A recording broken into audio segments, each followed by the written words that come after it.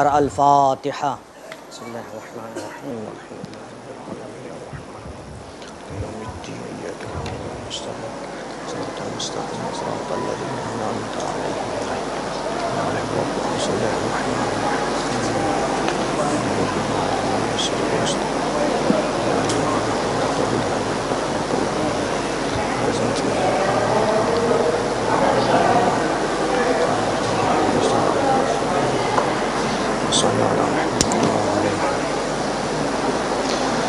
لا حول ولا قوة إلا بالله العلي العظيم. أعوذ بالله من الشيطان اللعين الرجيم. بسم الله الرحمن الرحيم.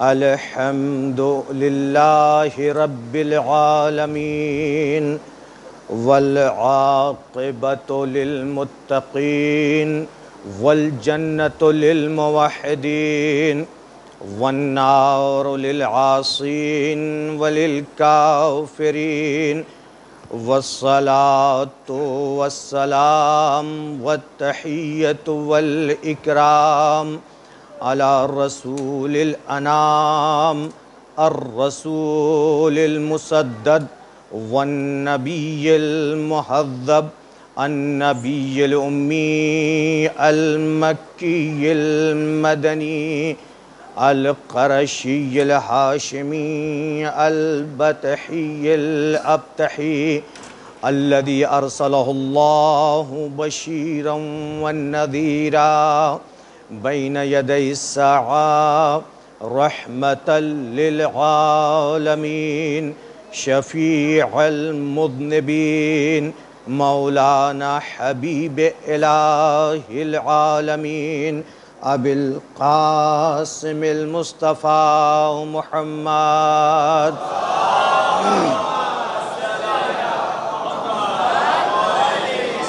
وآله الطيبين الطاهرين المعصومين المظلومين الغر الميامين الذين أذهب الله عنهم الرجس وطهرهم تطهيرا.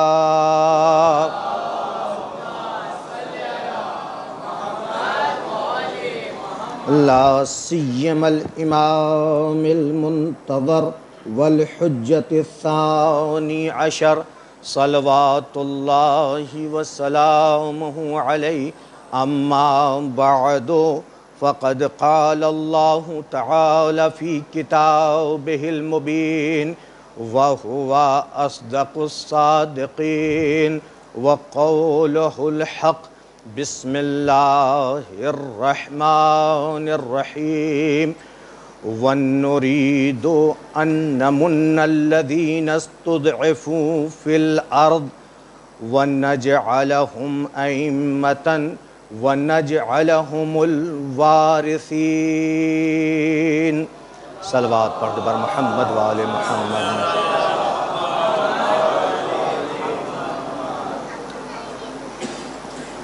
سب سے پہلے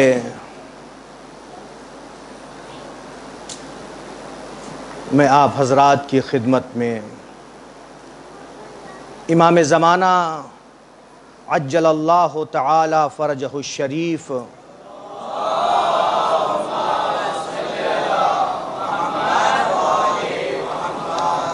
کی خدمت میں مبارکباد پیش کرتا ہوں. دوسرے ائمہ کی ولادت پر ہم لوگوں کا طریقہ یہ ہوتا ہے کہ اس انداز سے مبارکباد پیش کرتے ہیں. پہلے اپنے وقت کے امام کی خدمت میں دوسرے ائمہ کی ولادت کی مبارکباد دیتے ہیں، پھر مومنین کی خدمت میں. یہاں پر بھی ہم چونکہ امام کی خود کی ولادت ہے لہٰذا پہلے میں نے مومنین کی خدمت میں اور پھر اس کے بعد ہم سب سارے مومنین مل کر امام زمانہ کی خدمت میں اپنے وقت کے امام سے کہتے ہیں مولا آپ کی یہ ولادت آپ کو مبارک ہو. صلی اللہ علیہ محمد وآلہ محمد. آج کی شب نہایت ہی عظیم شب ہے، گناہوں سے پاک ہونے کی شب ہے، آتش جہنم سے نجات حاصل کرنے کی شب ہے۔ اللہ تعالیٰ اسی لیے اسے شب برات ہم کہتے ہیں۔ شب برات کا مطلب کیا ہے؟ شب برات کا مطلب یہی ہے کہ اس کے اندر مؤمنین کو برات، نجات ملتی ہے۔ کس سے؟ جہنم کی آگ سے۔ اللہ تعالیٰ امام رضا علیہ السلام فرماتے ہیں،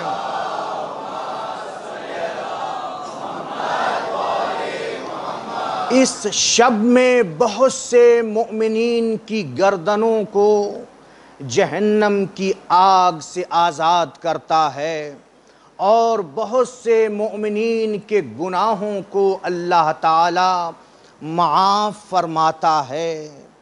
یہ شب اتنی عظیم شب ہے کہ صرف اس شب میں غسل کرنا، معصوم فرماتے ہیں الغسل لیلۃ النصف من شعبان تخفیف، یہ نیمہ شعبان کا یہ غسل جو ہے کیا ہے؟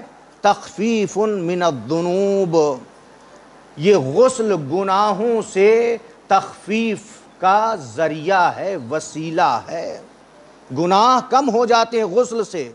وَمَنْ أَحْيَا لَيْلَةَ النِّصْفِ مِنْ شعبان، اور جو اس رات میں بیدار رہے گا، عبادت پروردگار بجا لائے گا، حدیث کا جملہ ہے لم یمت قلب یوم تموت القلوب، اس کا دن اس دن نہیں مرے گا، اس کا دل اس دن زندہ رہے گا جس دن تمام قلوب، تمام دل مردہ ہوں گے۔ اسی لیے تو شب قدر کے بعد تمام راتوں سے یہ رات افضل ہے، لہٰذا ہم آپ اس رات میں کوتاہی نہ کریں۔ عبادت، قرآن کی تلاوت، استغفار، توبہ، کیونکہ کچھ راتیں، کچھ دن اللہ نے اپنے بندوں کے بخشنے کے لیے قرار دیے ہیں۔ تو خود اس رات کو عظمت تھی پہلے سے، لیکن صاحب العصر والزمان کی ولادت کے بعد اس نیمہ شعبان کی عظمت میں اضافہ ہو گیا، عظمت دو بالا ہو گئی۔ اس رات وہ پیدا ہوا ہے کہ جو تمام انبیاء اور تمام اوصیاء کا خلاصہ ہے۔ جتنے انبیاء گزرے ہیں، جتنے اوصیاء انبیاء گزرے ہیں، ان سب کا نچوڑ اور خلاصہ کون ہے؟ امام زمانہ عجل اللہ تعالی فرجہ الشریف ہیں۔ جس آیے کریمہ کو، چونکہ زیادہ وقت نہیں ہے کہ بات کو پھیلاؤں، جس آیے کریمہ کو میں نے عنوان کلام قرار دیا ہے، نہایت ہی مشہور و معروف آیت ہے، برابر آپ لوگ سنتے رہتے ہیں، سورہ قصص کی آیت نمبر 5 ہے، جس میں اللہ فرما رہا ہے وَنُرِيدُ أَن نَّمُنَّ، ہم نے یہ ارادہ کیا ہے کہ ہم احسان کریں عَلَى الَّذِينَ اسْتُضْعِفُوا فِي الْأَرْضِ، جنہیں زمین میں کمزور بنا دیا گیا ہے، ان پر احسان کریں۔ کس طرح سے احسان اللہ کرنا چاہ رہا ہے؟ کہہ رہا ہے وَنَجْعَلَهُمْ أَئِمَّةً، ہم انہیں لوگوں کا پیشوا بنائیں گے، وَنَجْعَلَهُمُ الْوَارِثِينَ، اور ہم ان کو جنہیں زمین میں کمزور بنا دیا گیا ہے ان کو لوگوں کا وارث بنائیں گے، یعنی حکومت ان کے ہاتھ میں ہوگی، اختیار و اقتدار امام زمانہ کے ہاتھ میں ہوگا۔ شیخ طوسی نے اس آیت کے سلسلے میں بیان فرمایا ہے، یہ آیت امام زمانہ عجل اللہ تعالی فرجہ شریف کی شان میں نازل ہوئی ہے۔ صلوات پڑھتے رہیں۔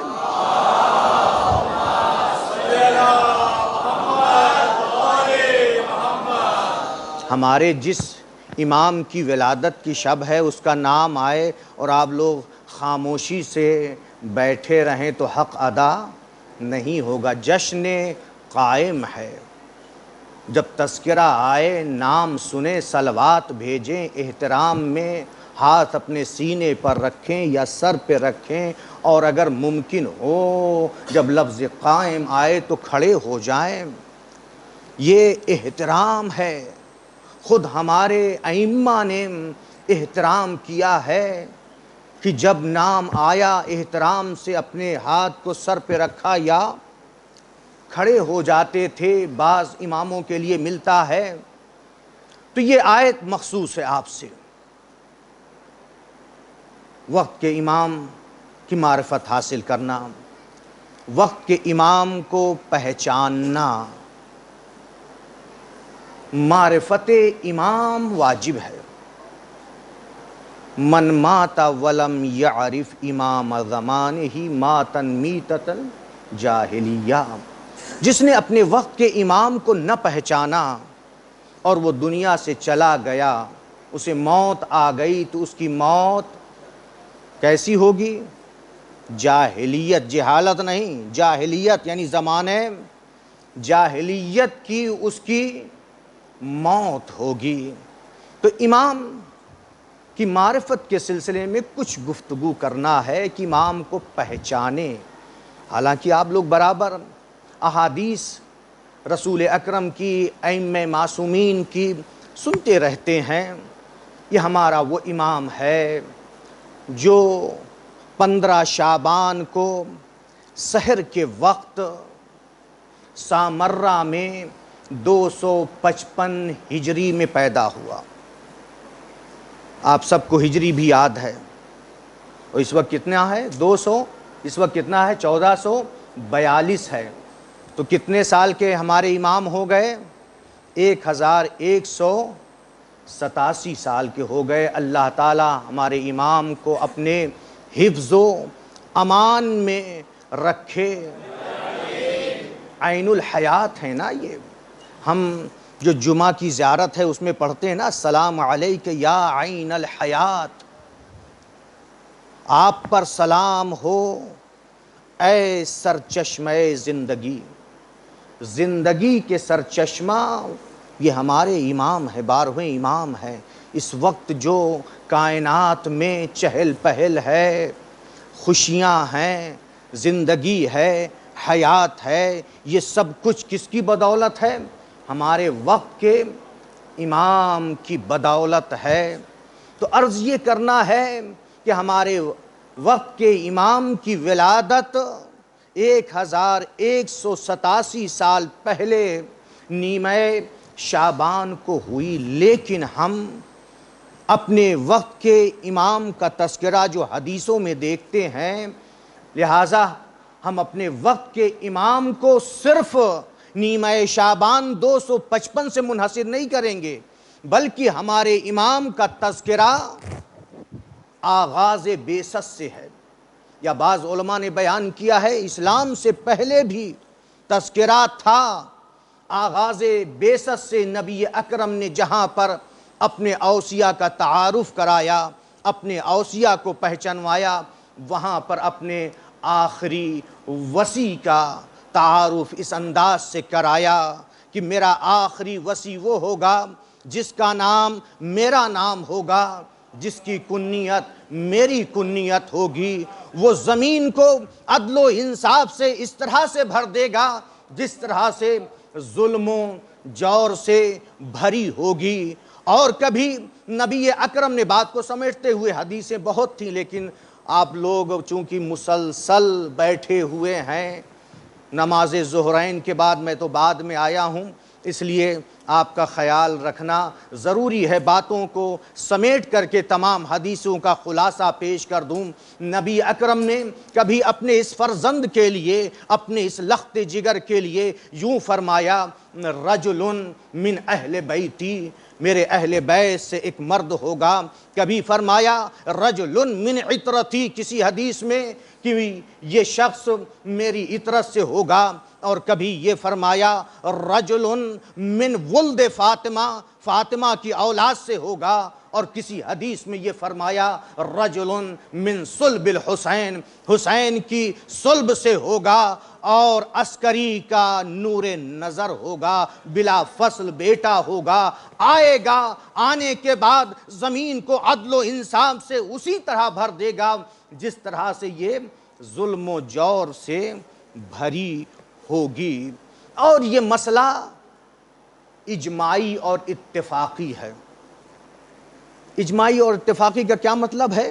یہ اور بات ہے کہ اس کو مخصوص کر دیا صرف ہم شیعہ اثنا عشری سے، جبکہ نبی اکرم کی احادیث تمام مسلمانوں کی کتابوں میں موجود ہے، لہٰذا یہ صرف شیعوں سے مخصوص نہیں ہے۔ بہت سال پہلے مدینہ منورہ میں ایک کانفرنس ہوئی تھی، جس کانفرنس میں مدینہ یونیورسٹی کے رئیس یا پرنسپل جو بھی کہیے، انہوں نے ایک مقالہ پیش کیا، جس مقالے کا عنوان ہی تھا عقیدۃ اہل سنہ فی المہدی المنتظر، اہل سنت کا عقیدہ مہدی منتظر کے متعلق۔ اس مقالے کے اندر نبی اکرم کی احادیث جو امام مہدی کے متعلق تھی وہ بیان فرمایا، اور بیان کرنے کے بعد انہوں نے یہ کہا کہ یہ مسئلہ مسلمانوں کے درمیان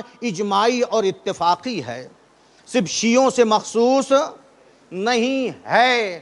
اور اسی طرح سے جو وہابیوں کا بانی ہے، مؤسس ہے ابن تیمیہ، ابن تیمیہ نے بھی اپنی کتاب منہاج السنہ میں امام زمانہ کے متعلق بیان کیا ہے، امام مہدی کے بارے میں احادیث نبی اکرم سے پیش کی ہے۔ اسی طرح سے صحیح بخاری جو امام زمانہ کی ولادت سے پہلے لکھی گئی ہے، صحیح بخاری کے اندر بھی ایک باب ہے اخبار المہدی کے نام پر، اخبار المہدی یعنی مہدی کے متعلق روایات، ان روایات میں مہدی کا تذکرہ کیا ہے۔ اسی طرح سے ہمارے عالم دین آیت اللہ العظمیٰ لطف اللہ صافی، کہ جن کی عمر اس وقت 102 یا 103 سال، 102 سال یا 103 سال ہو چکی ہے، انہوں نے ایک عظیم کتاب لکھی ہے المنتخب الاثر فی الامام الثانی عشر، اس کا نام ہی رکھا ہے منتخب اثر، یعنی جو احادیث ہیں ان کا انتخاب کیا ہے جو امام ثانی عشر یعنی 12ویں امام کی شان میں ہیں، متعلق ہیں۔ تو اس کتاب کے اندر، جس کا اردو میں بھی ترجمہ جمال منتظر کے نام سے ہو چکا ہے، اس کتاب کے اندر انہوں نے اہل سنت کی 32 کتابوں کا حوالہ دیا ہے کہ جو مستقل کتاب لکھی گئی ہیں کس کے متعلق؟ امام مہدی عجل اللہ تعالی فرجہ الشریف کے متعلق۔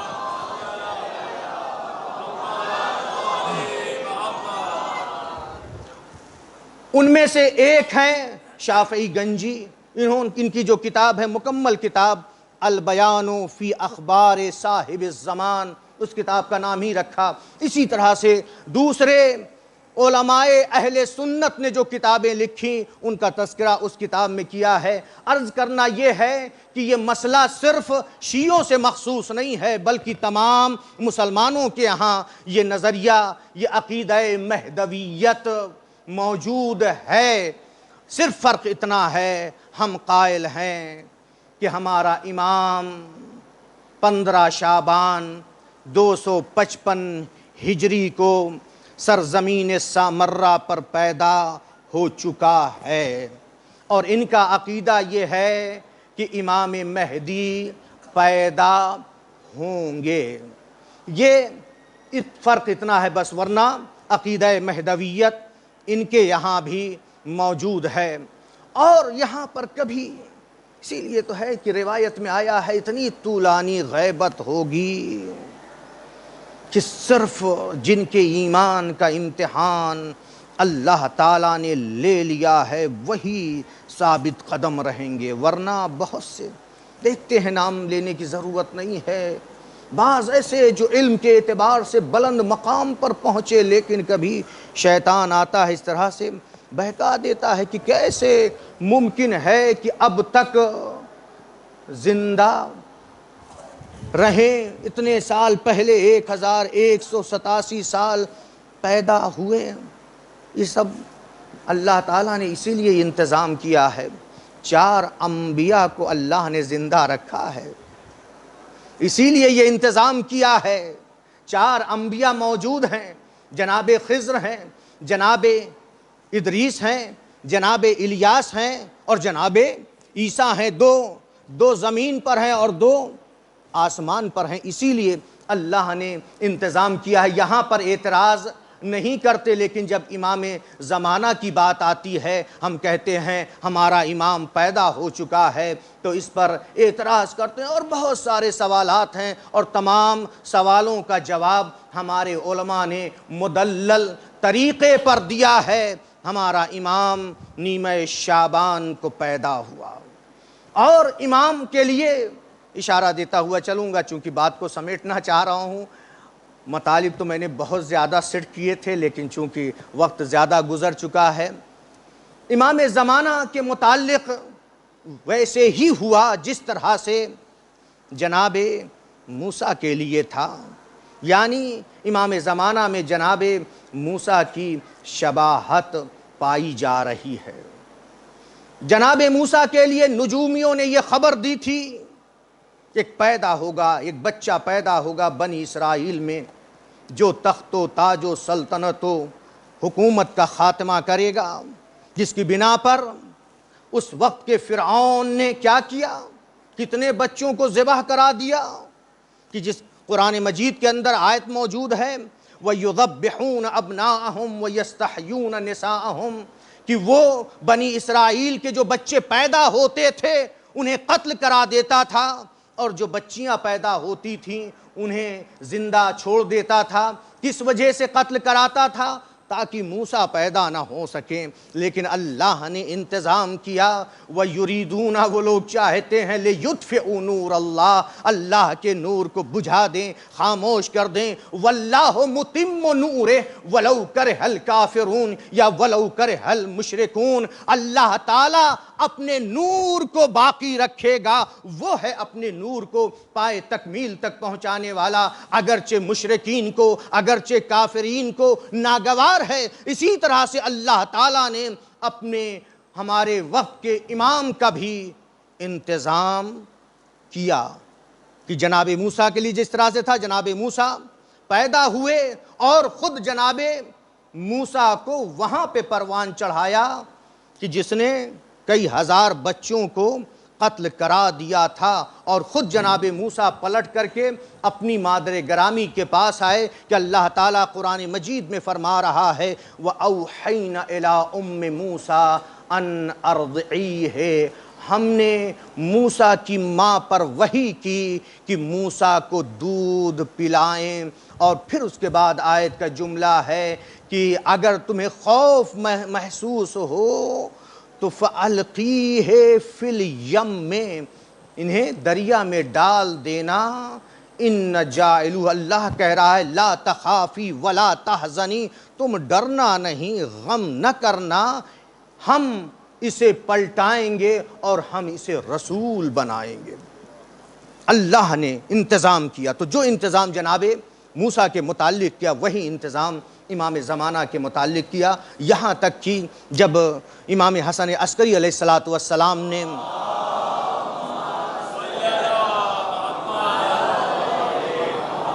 اپنی پھوپھی حکیمہ خاتون سے یہ کہا کہ آج کی شب آپ یہاں پہ ٹھہریے، اللہ تعالیٰ کی طرف سے جس کا وعدہ ہے اللہ کا وعدہ پورا ہوگا۔ حکیمہ خاتون کہتی ہیں، میں نے پوچھا ہے سب گفتگو اپنی جگہ پہ بات کو سمیٹتے ہوئے، کہ کس سے بتایا نرجس سے، حکیمہ کا بیان ہے، حکیمہ خاتون کا، کہ میں نے دیکھا کہ سحر کا وقت ہو چکا ہے، نماز شب کا وقت اس کے لیے اٹھی، دیکھا کہ آثار حمل نہیں ہے، بالکل آثار حمل نرجس خاتون میں نہیں تھے۔ تو کہتی ہے میرے دل میں تھوڑا سا شک ہونے لگا، تو اتنے میں ابو محمد جو بغل کے حجرے میں تھے وہاں سے آواز آئی، اے پھوپھی شک و شبہ میں مبتلا نہ ہو، یہ وقت قریب ہے۔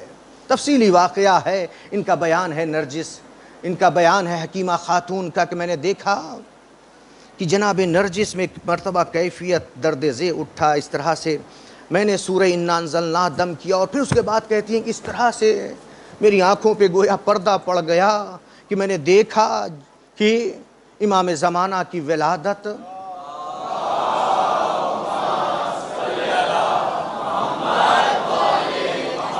ہو چکی ہے، پورا حجرہ منور ہے، دیکھا کہ سجدے میں ہیں اور آپ کا ہاتھ یا انگشت جو بھی کہیے، انگشت شہادت آسمان کی طرف بلند ہے، اور آپ فرما رہے ہیں اشہد واللہ الہ الا اللہ وحدہ لا شریک لہ وان جدی رسول اللہ وَأَنَّ أَبِي أَمِيرُ الْمُؤْمِنِينَ وَسِيُّ رسول اللہ، یعنی امام پیدا ہونے کے بعد کلمہ پڑھ رہے ہیں، اور وہ کلمہ کیسا ہے؟ توجہ رہے، مکمل کلمہ ہے۔ کیا مکمل کلمہ ہے؟ جہاں خدا کی وحدانیت کی گواہی ہے، ساتھ ساتھ رسول کی رسالت کی گواہی، وَأَنَّ جدی رسول اللہ، میرے جد رسول خدا ہیں، وہاں یہ بھی کہا ہے وَأَنَّ أَبِي أَمِيرُ الْمُؤْمِنِينَ وَسِيُّ رسول اللہ، میرے جد امیر المؤمنین رسول خدا کے وصی ہیں، اسی لیے ہمارا کلمہ ہے لا الہ الا اللہ محمد رسول اللہ علی ولی اللہ۔ صلوات پڑھ دے بر محمد وآل محمد۔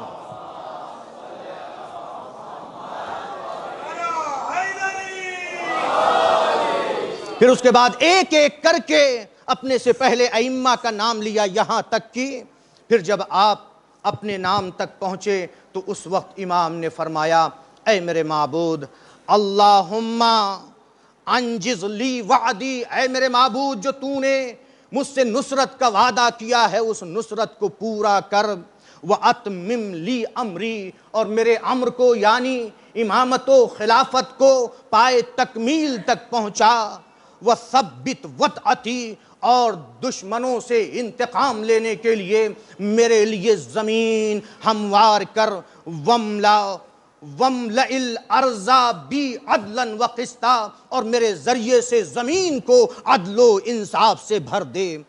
امام زمانہ نے پیدا ہونے کے بعد یہ دعا کی۔ حکیمہ خاتون کہتی ہیں کہ اتنے میں امام حسن عسکری علیہ السلام نے کہا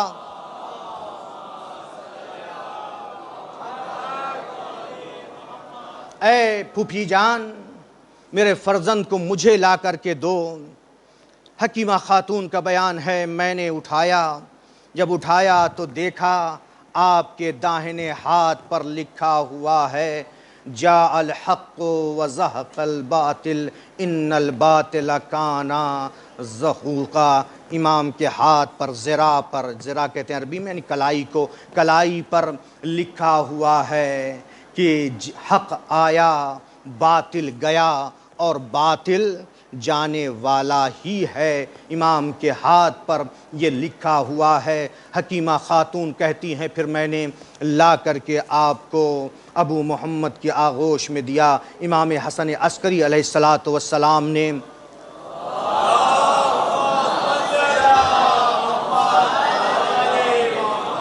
اپنے بائیں ہاتھ پر اپنے فرزند کو لیا اور اپنا دایاں ہاتھ اپنے فرزند کے سر پر پھیرا، اور پھیرنے کے بعد کہا بیٹا کچھ گفتگو کرو، بیٹا کچھ گفتگو کرو، کچھ بولو۔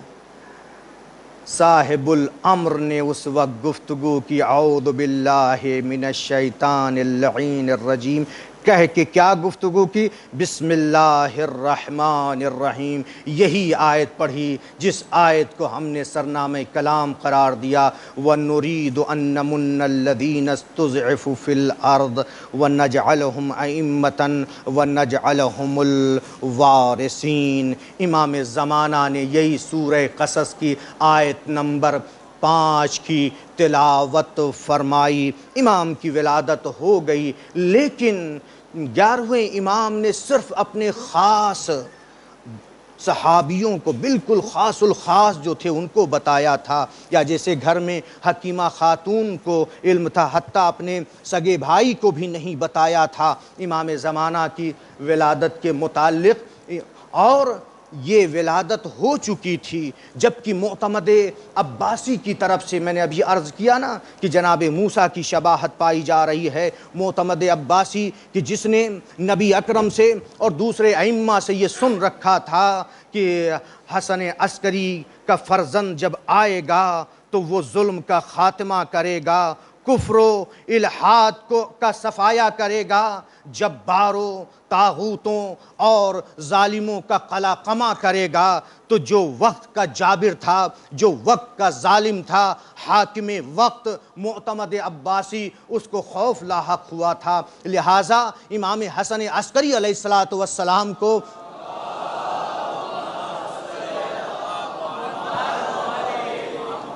اس نے زیر نظر رکھا تھا۔ یہاں تک کہ اتنے سپاہی تھے کہ گویا سپاہیوں کی چھاؤنی میں تھے۔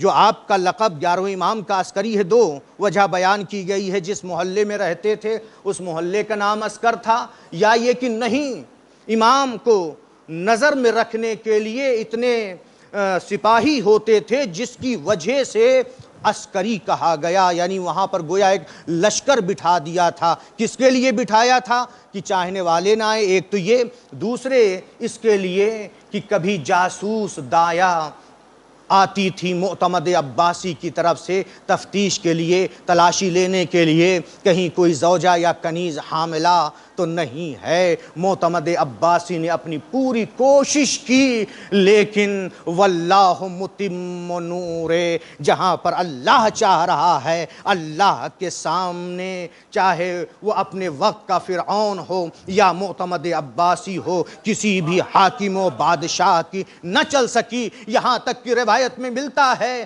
آیت اللہ لطف اللہ صافی نے اپنی اس کتاب المنتخب العصر میں ایک روایت پیش کی ہے کہ امام زمانہ کی ولادت ہو چکی تھی، لیکن کسی کو اس کی اطلاع نہیں تھی۔ کچھ خاص افراد کو اطلاع تھی، کچھ دایا عورتیں جو تلاشی کے لیے آتی تھیں وہ تلاشی کے لیے آ رہی تھیں۔ روایت کا جملہ ہے کہ جب نرجس خاتون نے محسوس کیا، پوری روایت یوں ہے، کانا یومن من الایام فی حجر والدتہ فی صحن الدار، امام زمانہ ایک دن اپنی مادر گرامی کی آغوش میں بیٹھے ہوئے تھے گھر کے صحن میں، فَأَحَسَّتْ نَرْجِسُ بِالْقَوَابِلِ، نرجس خاتون نے محسوس کیا جیسے یہ قوابل یعنی یہ دایا عورتیں جو آتی تھی تلاشی کے لیے کہ آ رہی ہیں۔ تو اب وہاں پر نرجس خاتون کیا کریں، گھر کے صحن میں ہیں۔ روایت کا جملہ ہے فَاضْطَرَبَتْ اضْطِرَابًا شَدِيدًا، بہت پریشان ہوئیں، وَلَمْ تَجِدْ فُرْصَةً أَن تُخْفِي ذَلِكَ النُّورِ، ان کے پاس وقت نہیں تھا، فرصت نہیں تھی کہ اس نور کو چھپائیں جس کی بنا پر پریشان تھیں۔ لیکن نرجس خاتون نے سنا حَتَفَا حَاتِفٌ، حاتف غیبی کی آواز آئی، ان القی حجت اللہ القہار فی البئر التی فی صحن الدار، حجت خدائے قہار کو اس کنویں میں ڈال دو جو گھر کے صحن کے اندر ہے۔ فَأَلْقَتْهُ فِي الْبِئْرِ، نرجس خاتون نے امام زمانہ کو گھر کے اس کنویں میں ڈال دیا، اور روایت میں یہ بھی ہے کہ ان عورتوں نے سمعت صوت الطفل، جو آئی تھی تلاشی کے لیے، بچے کے رونے کی آواز بھی سنی، جس کی بنا پر دخلنا الدار بسرعۃ، تیزی کے ساتھ گھر میں داخل ہو گئیں اور گھر میں ادھر ادھر بچے کو ڈھونڈنا شروع کیا، تلاشی لینا شروع کی، لیکن کوئی بچہ نہ ملا۔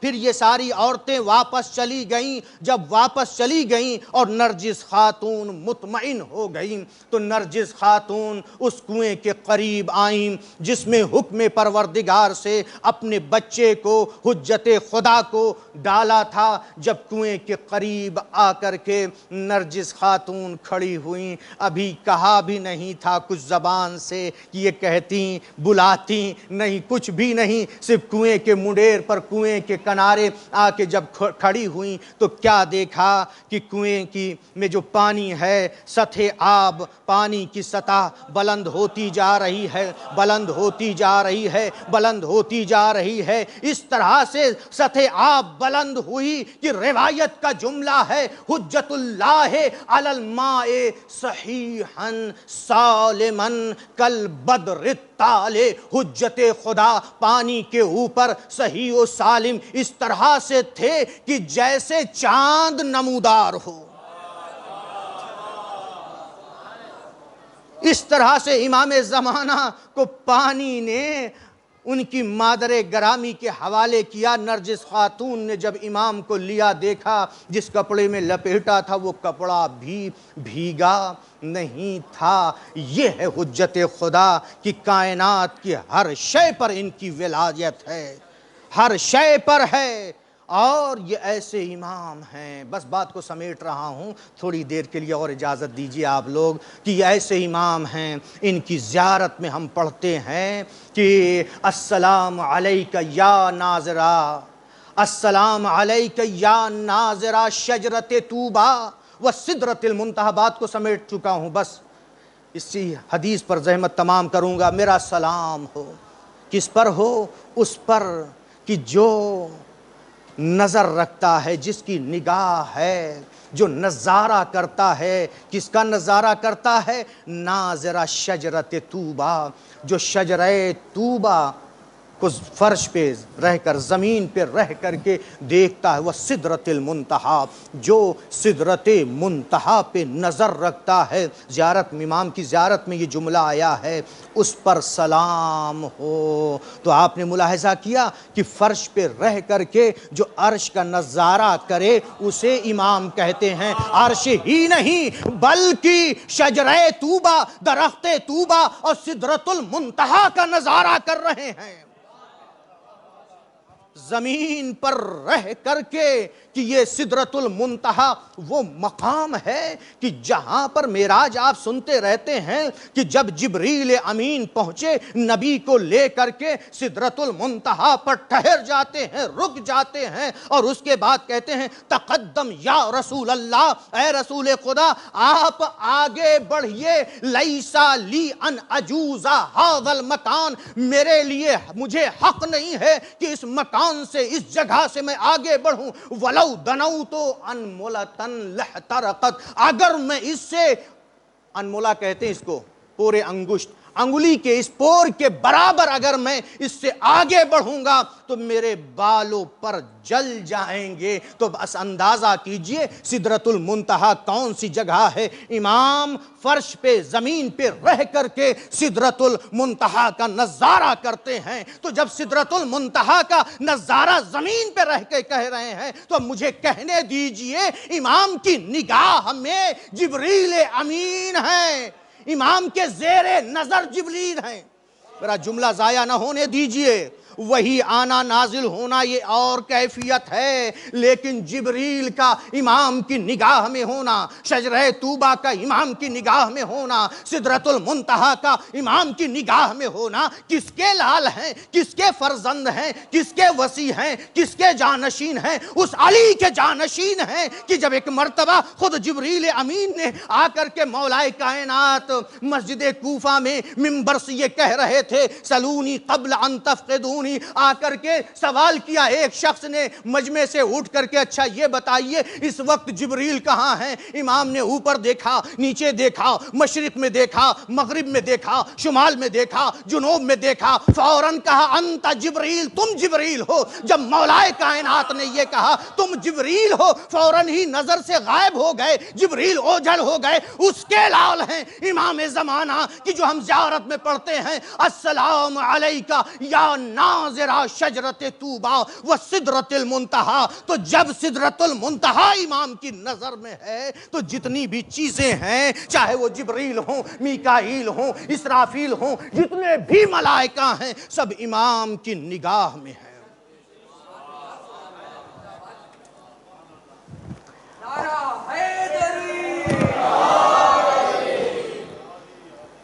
اسی لیے تو ہے، بہت باتیں تھی، سب سمیٹ دے رہا ہوں، کبھی موقع ملے گا تو پڑھوں گا۔ اسی لیے تو ہے کہ جب آئیں گے پانچویں امام فرما رہے ہیں، امام محمد باقر علیہ السلام،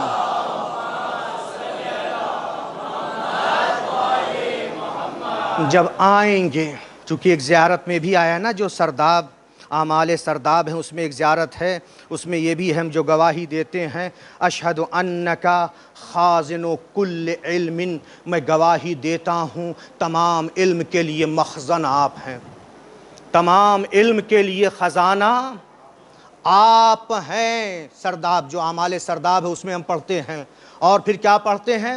وفاتق کل رتق، اور آپ جو بھی پیچیدہ چیزیں ہیں، توجہ کیجئے، ساتھ دیجئے تھوڑی دیر کے لیے، جتنی بھی پیچیدہ چیزیں ہیں، جتنے بھی امور ہیں، جتنے بھی مشکل امور ہیں، آئیں گے سب کو امام حل کریں گے۔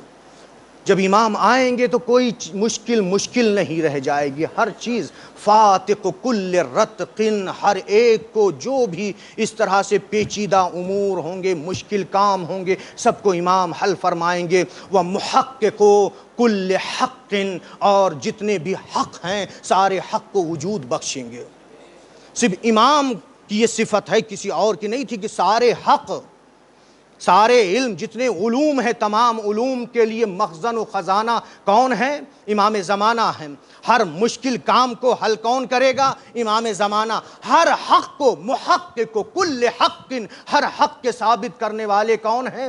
امام زمانہ ہیں۔ وہ مبطل کل باطل، اور ہر باطل کو ختم کرنے والے، ہر باطل کا خاتمہ کرنے والے کون ہیں؟ امام ہیں۔ تو تمام کا علم، خازن و کل علم، بس اسی بات سمیٹ رہا ہوں، تمام علوم کے لیے خزانہ مخزن کون ہے؟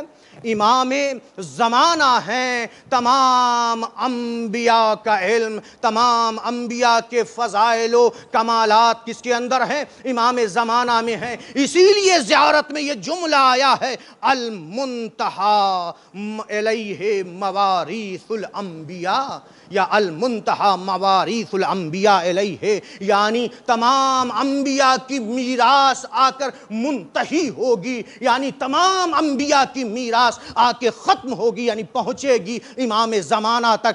وَلَدَيْهِ مَوْجُودٌ آثار الاوصیاء، اور تمام اوصیاء کے آثار امام زمانہ کے پاس موجود ہیں۔ جب آپ آئیں گے تو تمام انبیاء کی میراث لے کر آئیں گے، تمام اوصیاء کے آثار لے کر آئیں گے۔ بس آخری حدیث اور زحمت تمام کر رہا ہوں، امام جعفر صادق علیہ السلام فرماتے ہیں، آپ فرماتے ہیں کہ جب ہمارا قائم آئے گا، سیدنا القائم، صلوات پڑھیے،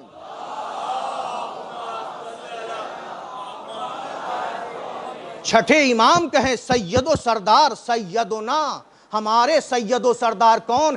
القائم مسند الی الکعبہ، کعبہ سے ٹیک لگائے ہوئے جب ظہور فرمائیں گے، مسند الی الکعبہ، کعبہ سے ٹیک لگائے ہوئے ہوں گے، ویقول، اور فرمائیں گے، یا معشر الخلائق، اے اہل عالم، اے لوگو، امام آواز دیں گے الا من ارادا ان ینظر آدم و شیس، جو چاہتا ہے آدم اور شیس کو دیکھے، فہا انا ذا آدم و شیس، میں ہی آدم اور شیس ہوں۔ اور پھر فرمائیں گے الا من ارادا ان ینظر الی نوح و ولدہ سام، جو نوح اور ان کے بیٹے سام کو دیکھنا چاہتا ہے، آؤ میں ہی نوح اور ان کا بیٹا سام ہوں۔ اور پھر فرمائیں گے الا من ارادا ان ینظر ابراہیم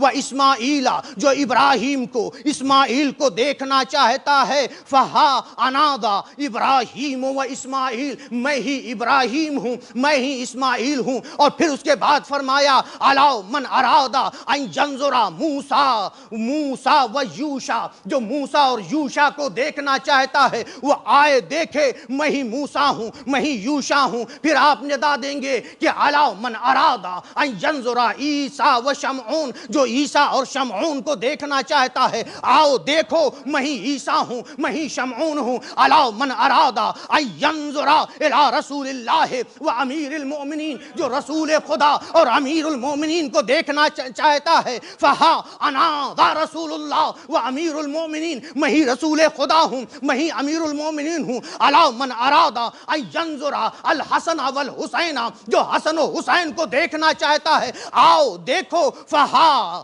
انا ذا الحسن والحسین، میں ہی حسن ہوں، میں ہی حسین ہوں۔ جو چاہتا ہے الا من ارادا ان ینظر الی الائمۃ من ولد الحسین، ان ائمہ کو دیکھنا چاہتا ہے جو حسین کی نسل میں ہیں، حسین کی اولاد سے ہیں، وہ آئے مجھے دیکھے، میں ہی وہ ائمہ اطہار ہوں۔ پھر کہیں گے اجیبوا الی مسئلتی، آؤ میرے پاس آؤ اور جو کچھ بھی تم کو پوچھنا ہے مجھ سے پوچھو، فانی انبئکم، میں تم کو خبر دوں گا۔ کون سی خبر دوں گا؟ بما نبئتم بے او ولم تنبؤ بے، جس کی خبر تمہیں ہمیں دی گئی ہے وہ خبر میں تم کو دوں گا، وہ باتیں تمہیں بتاؤں گا، اس کی اطلاع دوں گا، یا جس کی اطلاع تم لوگوں کو نہیں ہے اس کی بھی میں اطلاع دوں گا۔ یعنی امام زمانہ تمام، ابھی جو ابتدا میں نے عرض کیا، امام زمانہ تمام انبیاء کا خلاصہ اور تمام اوصیاء کا خلاصہ ہیں۔ جس کو آدم کے فضائل و کمالات لینا ہے، دوسرے انبیاء کے فضائل و کمالات لینا ہے،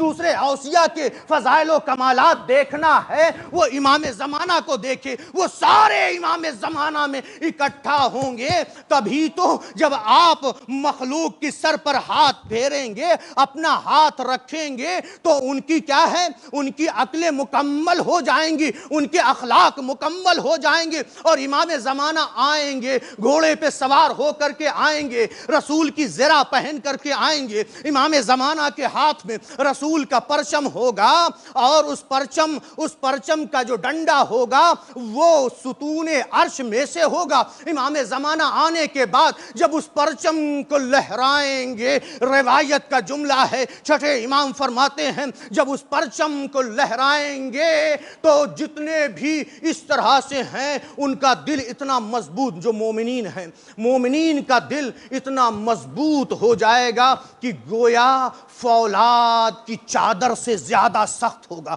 یعنی ایمان کے اعتبار سے جب امام اس پرچم کو لہرائیں گے اور ایک مومن کے اندر 40 مردوں کی طاقت ہوگی، قبر میں کوئی مومن باقی نہیں بچے گا، مگر یہ کہ اس کی قبر میں خوشی داخل ہوگی۔ تمام مومنین ایک دوسرے سے ملاقات کے لیے جائیں گے۔ کس لیے ملاقات کے لیے جائیں گے؟ مبارکباد دینے کے لیے، خوشخبری دینے کے لیے، ایک دوسرے کو خوشخبری دیں گے کہ امام زمانہ نے قیام کیا ہے، امام نے ظہور فرمایا ہے۔ قبر میں مردوں کو بھی جو مومنین ہیں خوشی پہنچے گی، اور امام زمانہ جب آئیں گے تو آپ کے ساتھ 13,313 فرشتے ہوں گے۔ اب یہاں پر ابان بن تغلب کہتے ہیں، میں نے چھٹے امام سے سوال کیا کہ یہ 13,313 جو فرشتے ہیں، اس سے پہلے بھی، قائم سے پہلے بھی کسی نبی کے ساتھ تھے یا نہیں؟ تو چھٹے امام نے فرمایا یہ 13,313 وہ فرشتے ہیں کہ جب نوح طوفان آیا تھا، کشتی نوح میں یہی فرشتے تھے، اور پھر اس کے بعد کہا جب ابراہیم کو آگ میں ڈالا جا رہا تھا تو یہی فرشتے تھے، اور جب موسیٰ کے لیے دریائے نیل شگافتہ ہوا تھا تو یہ فرشتے موجود تھے، اور اسی طرح سے عیسیٰ کو جب عرش پہ بلایا گیا تو اس وقت بھی یہ فرشتے موجود تھے، اور پھر کہا 4000 فرشتے رسول خدا کے ساتھ تھے، اور 313 فرشتے بدر میں تھے، اور 4000 ان میں سے یہ وہی فرشتے ہیں کہ کربلا میں امام حسین کی نصرت کے لیے آئے، لیکن امام نے قبول نہیں کیا تھا۔ دوبارہ عرش پہ گئے تھے اجازت لینے کے لیے، جب اجازت لے کر کے دوبارہ زمین پر آئے تھے تو امام حسین قتل ہو چکے تھے۔ تو جب امام حسین قتل ہو چکے تھے، یہ فرشتے 4000 فرشتے آج بھی امام حسین کی قبر کے پاس اس عالم میں ہیں کہ اپنے بال کو بکھرائے ہوئے ہیں، اپنے بال کو پریشان کیے ہوئے ہیں، اور غرد اور غبار آلود بال ہیں، اور امام پر تا قیامت امام حسین پر گریہ کرتے رہیں گے۔ جو بھی امام کا زائر جاتا ہے یہ فرشتے زائر حسین کا استقبال کرتے ہیں، اور جب زائر حسین واپس آنے لگتا ہے یہ فرشتے انہیں رخصت کرتے ہیں، اور گھر آ جانے کے بعد جب زائر حسین بیمار ہوتا ہے تو یہ فرشتے عیادت کے لیے آتے ہیں، اور جب زائر حسین کا انتقال ہوتا ہے تو یہ فرشتے اس کی نماز جنازہ پڑھتے ہیں، اور دفن ہو جانے کے بعد یہ فرشتے زائر حسین کے لیے طلب مغفرت کرتے ہیں۔ یہ 4000 فرشتے اسی طرح سے قبر کے پاس ہیں، گریہ کر رہے ہیں۔ جب امام زمانہ ظہور فرمائیں گے تو یہ 4000 فرشتے امام کی مدد کریں گے۔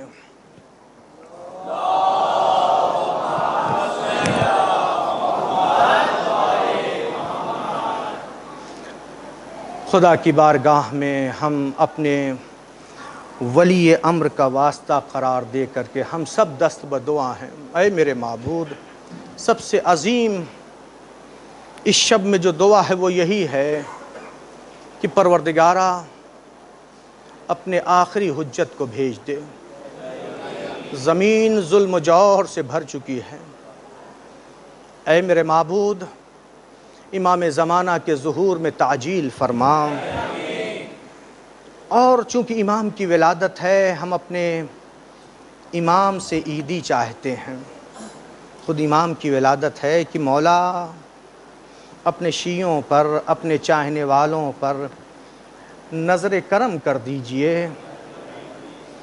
ہم آپ کے یتیم ہیں، ہم یتیمان آل محمد ہیں، ہم شیعہ، ہم مسکین ہیں۔ کیسے مسکین؟ مسکین آل محمد ہیں۔ اے مولا ہماری طرف نظر کرم کیجئے، ہمیں جھڑکیے گا نہیں، ہم کو اپنے چاہنے والوں میں شریک کر لیجئے۔ قرآن کی آیت ہے نا، فَأَمَّا الْيَتِيمَ فَلَا تَقْهَرْ وَأَمَّا السَّائِلَ فَلَا تَنْهَرْ۔ یتیم کو جھڑکو نہیں، یتیم پر قہر نہ کرو، اور سائل کو جھڑکو نہیں۔ مولا ہم آپ کے یتیم ہیں، ہم آپ کے سائل ہیں، ہم پر نہ قہر کیجئے اور نہ ہمیں جھڑکیے، ہماری طرف نظر کرم کر دیجئے۔ اے میرے معبود، جتنے بھی حاضرین مجلس ہیں ان کی تمام آرزوؤں کو پورا فرما۔ اب تک ہم سے جتنے بھی چھوٹے بڑے گناہ ہوئے ہیں اے میرے معبود ان تمام گناہوں کو معاف فرما۔ ہمارے والدین کی مغفرت فرما، ہمارے تمام مرحومین کی مغفرت فرما، ان سب کو جوار معصومین میں جگہ عنایت فرما۔ اے میرے معبود، اہل بیت کے چاہنے والے جہاں پر بھی ہیں ان کی حفاظت فرما۔ اے میرے معبود، شیعان حیدر کرار جو بیمار ہیں انہیں شفائے عاجل و کامل عنایت فرما۔ تمام عتبات عالیات کی حفاظت فرما۔ امام زمانہ کے ظہور میں تعجیل فرما۔ ان اللہ و ملائکتہ یصلون علی النبی یا ایہا الذین آمنوا صلوا علیہ وسلموا تسلیما۔